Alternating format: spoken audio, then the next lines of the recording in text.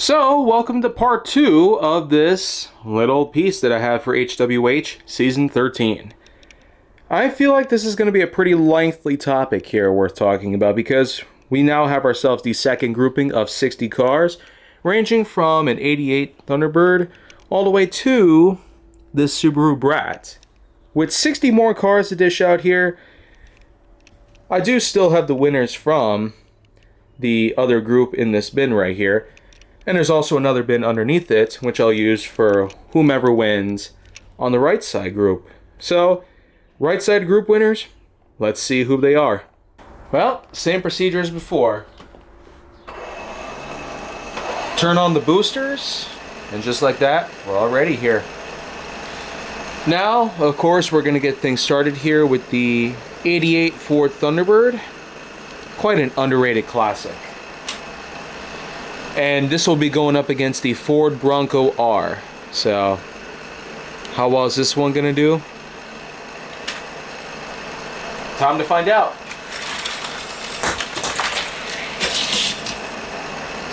Okay, well, I don't know about this one. Because the Thunderbird basically wiped out, while the Bronco didn't even get past the tower. I guess we'll just try again to be safe.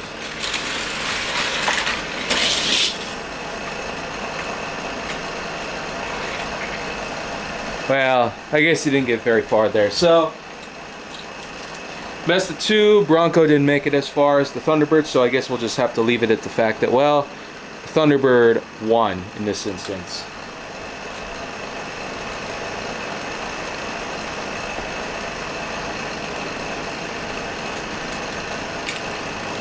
So now it's time to bring along the, let's see, Chevelle SS 396 and Sushi Tuner. So, two good models that I have here, but only one can succeed and pass to the next round.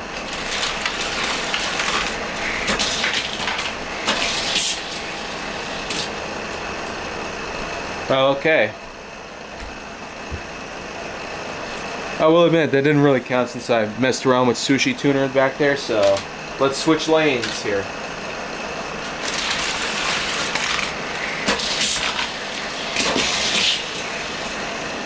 And Sushi Tuner wins. We don't quite see this happen. But I do hope we get to see more of this later on. Now we're going to move on to the 59 Stingray race car. And we have Rocket Fire as well.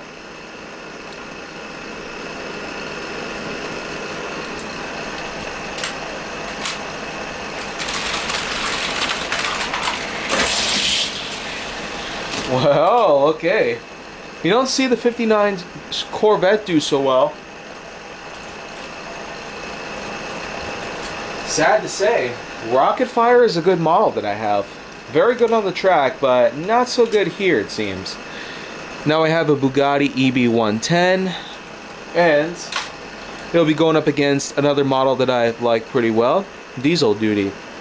And this pest control version is a good livery.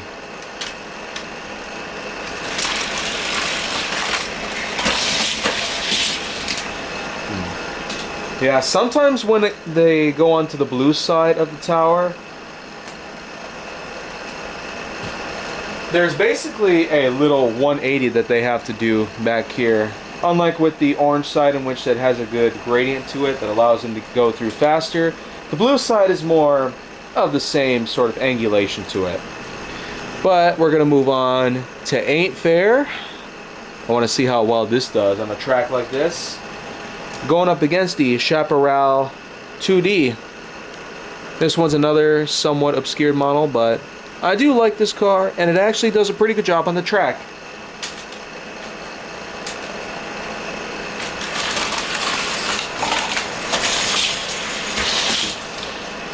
Whoa, man, Ain't Fair grinded on the rails.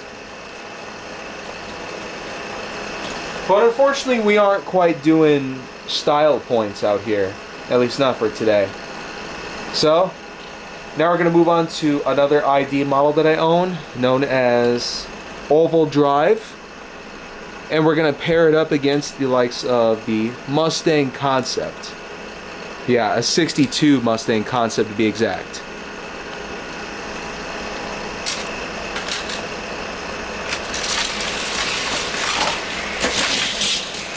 Oh, well.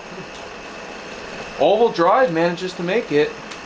The Mustang Concept was beating it until he went upside down, so sorry. That just won't do for today's session. Now let's go ahead and put in HW50, a nice way to celebrate Hot Wheels' 50th anniversary, up against a classic tuned model known as Rocket Box.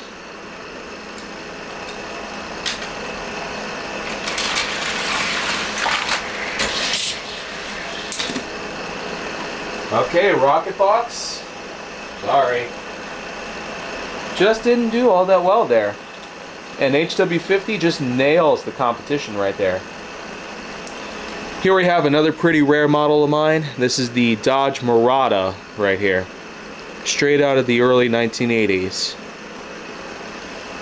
And it'll be going up against another well-known classic known as Twin Mill. Yep, one of the most prominent things in Hot Wheels history. Can it beat a rare model like the Dodge Murata?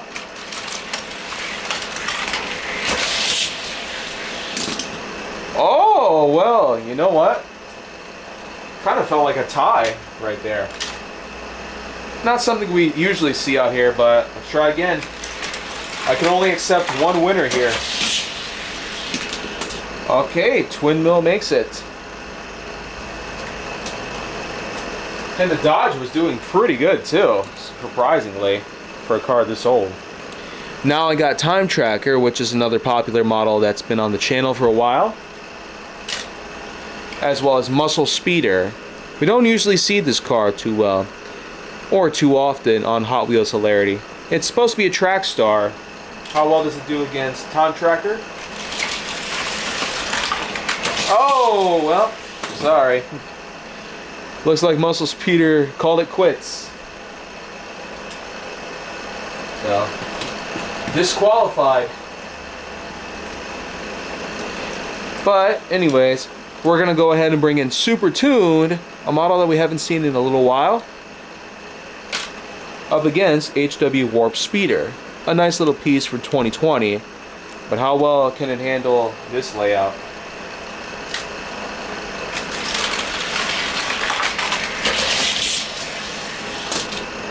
Well, Super Tuned was a little slow. So Warp Speeder is going to be coming in and claiming the gold for this one. Here we have ourselves a realistic model, 17 Acura NSX.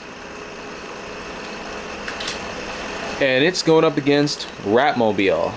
We don't see this model very often either.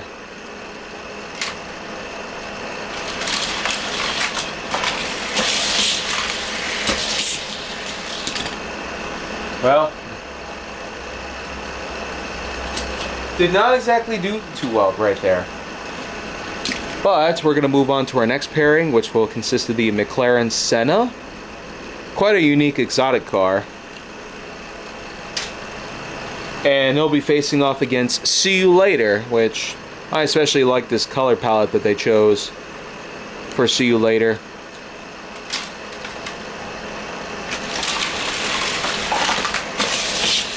Okay, well, did not quite get out of there too well.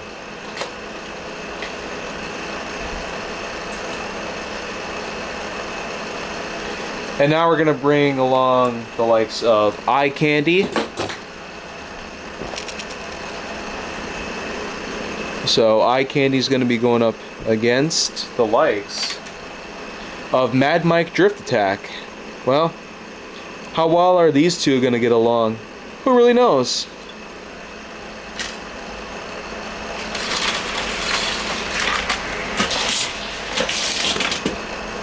Well, okay. Drift Attack ended up flipping out. Quite a common phenomenon that we've seen with these U-turns. Crazy.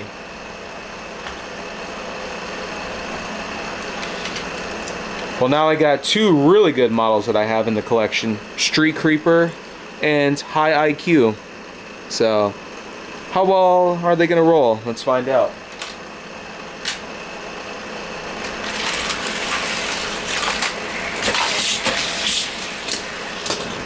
Okay, here we go. We got two green cars now in a row. Sorry, Street Creeper. I mean, we got some good cars and unfortunately just didn't quite do so well. We have ourselves a classic, let's see, 72 Stingray convertible. It's not exactly an original thing that we have here, but they do make a lot of Corvettes. This will be going up against the Lucid DeLorean Alpha 5, so not at all the Lucid Air. So, great that DeLorean's coming back, but how well does it do against the Corvette? Oh, well, it made it.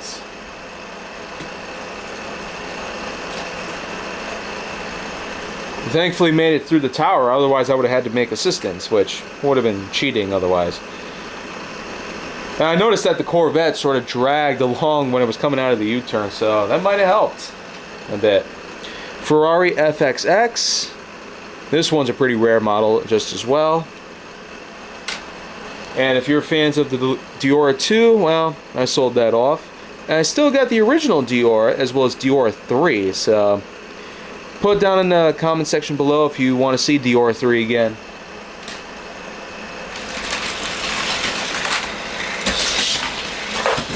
Oh, well, okay. Diora's not so good at this point. So, gonna have to get him out of here. For our next pairing though, we're gonna go ahead with the 81 Camaro. And Surf Crate will be going up against them.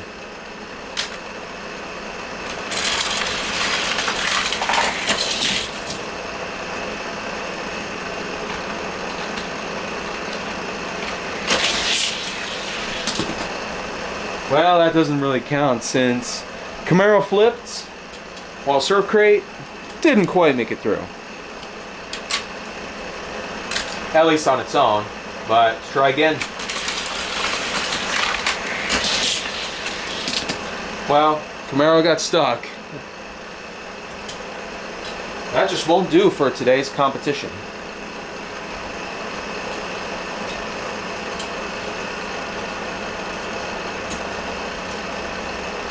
So let's move on to our next pairings here. We got ourselves another Batmobile. This one is the 2004 Batmobile from the Batman series, just simply called the Batman.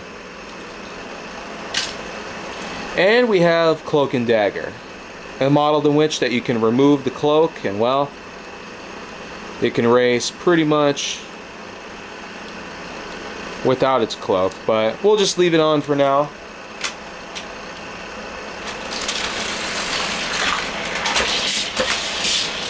Oh, well, what a surprise. Cloak and Dagger made it even with the cloak on. I've heard some people say that you can do better without the cloak on, but I guess this time it did. Here we got ourselves the Haulinator, basically a hauling truck where you can expand the bed like so. We'll keep it compact for now, for the sake of it being a race. And we'll pair it up with the Studebaker Champ. I do like this pickup, and, well, enough said.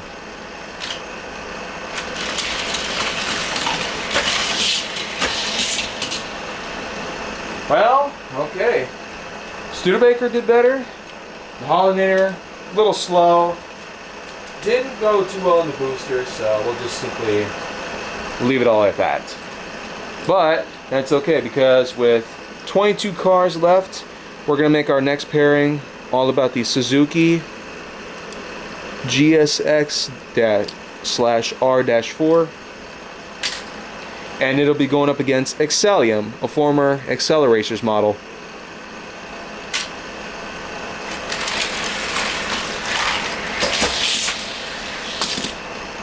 Oh, wow, wow. Okay. That sounded pretty much like a tie. Let's just try again to be safe. And there you go. Suzuki broke the tie. The Celium just slacked off. Well, it does seem like we're having some good cars and some not so good cars piled up over there in the section where everybody's failed. Another Acceleracers model known as Pile Driver is going to be going up to the top of the tower, and it'll be paired up against the likes of, let's see, Forward Force. Another model that we have from 2020. Much like Warp Speeder, I guarantee this is going to be a pretty good one as well.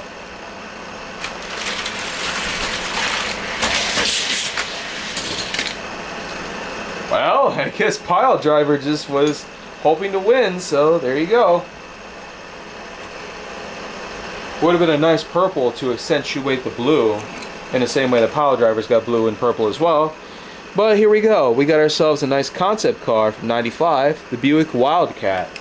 This one's a pretty big favorite of mine, and it'll be going up against H2Go, basically one of those little speedboat things on wheels. It's pretty long. I don't know if it can get around the tower.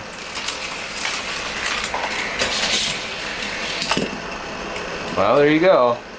But just for science, and didn't even make it past the U-turn. Much less flipped around when it went into it. But let's just go ahead and move on. We got ourselves our next pairing, Screamliner, a model that we certainly haven't seen much success of over the years. And this will be paired with Baseline. Now I know this model is going to be incredible on a model track like this. Should be a straightforward shot to the finish. Woo, man! Whoa, man. I never would have imagined Screamliner would make it. Oh, man. Baseline just ended up getting stuck there. Seems that a lot of cars would end up getting stuck at the bottom, most likely because of that flag piece, while most others had made it through. It's kind of weird. Anyways, here we go. The Hot Wheels T-Rex Transporter, or just simply T-Rex Transporter, will be going up against the new Volkswagen ID Buzz. And interesting side note, we've seen a lot of real-life Volkswagen Buzz cars out there.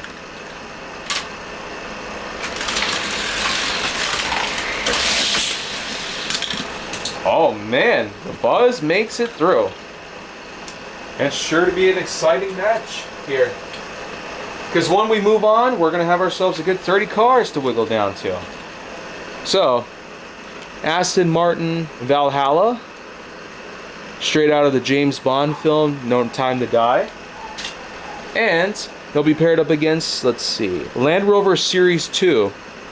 It's a nice little piece that they used by the military, as well as by surfers alike.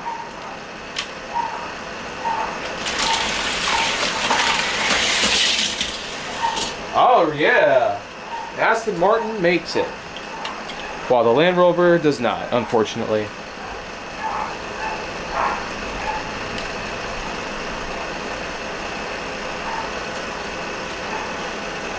So now we go to have ourselves with our last models here, 10 of which are going to be tested here, and we're going to see who will make it to the second round.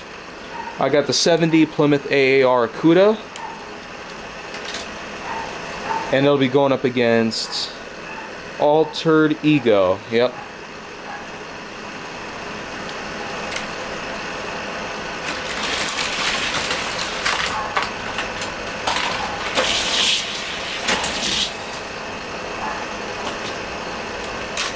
Well, that doesn't really quite count since both of them got stuck down there. So let's just see if we can move them out of the way. That would be great.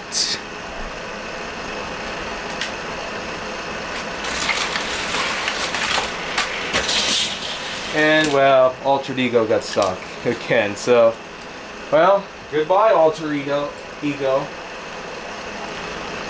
Altered Ego, yep. That's quite a name. Wild Thing with its opening hood. Let's see if this does a pretty good job. And this will be going up against Limited Grip.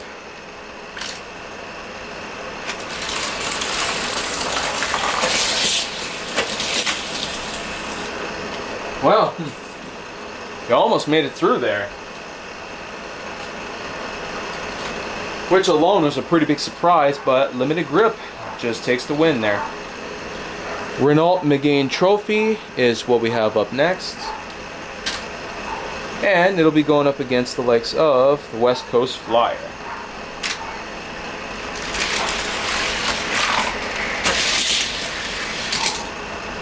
And West Coast Flyer doesn't even make it a close race there. So, sorry Renault, Megane Trophy is out of here. And now I have 4 more cars left. 2 different matchings, with Mighty K going up against Powerbomb.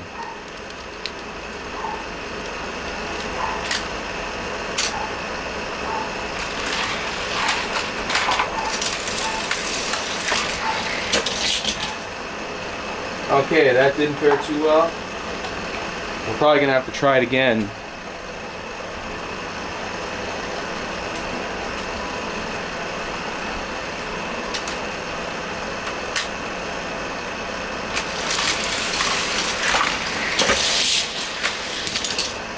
And there you go. Powerbomb beats out the Mighty K. Last 2 cars for this whole thing. We have Aston Martin Vantage GTE, basically an electrified version of the old Vantage, mixed with the Subaru Brat.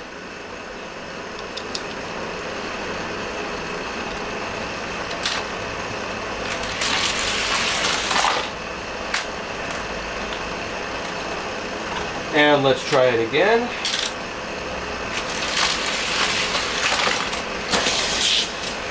Okay, there we go. We got ourselves the Subaru Brat eliminated, leaving Aston Martin Vantage GTE to be our last winner. And with that, let's go ahead and shut them down. Because now, what we got here is another 30 contenders. It's quite an amazing sight, if you will. We got 30 unique cars with their own distinctive coloring. It's kind of nice. We can tend to see a bit of a rainbowing effect here. In the same regard as how we have ourselves another 30 cars, that means it's 60 cars. So, unfortunately, for the other 60 cars, we won't quite be seeing them anymore here. Although, maybe what I'll do is I'll save them for a future episode of HWH. We'll see how that goes down, but more importantly, with 60 cars wrangled together, let's see how this pairing goes up against that pairing. Left and right groups 2.0. Because now that they're each 30 cars short, we'll just have to see how well they wiggle down until either the left grouping or right grouping gets their win in today's competition.